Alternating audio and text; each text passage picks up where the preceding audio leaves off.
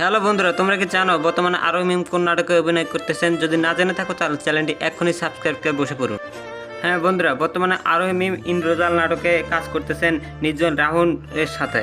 কিন্তু দুঃখের বিষয় হচ্ছে শুটিং সেট থেকে আরোহী মিম চলে আসতে চেয়েছিল। কারণ হচ্ছে সুনামগঞ্জের তখন অনেক রোদ এবং গরম। এই গরমের কারণে আরোহী মিমের ত্বকের অনেক ক্ষতি হয়, সেই জন্য শুটিং সেট থেকে আরোহী মিম চলে আসতে চেয়েছিলেন।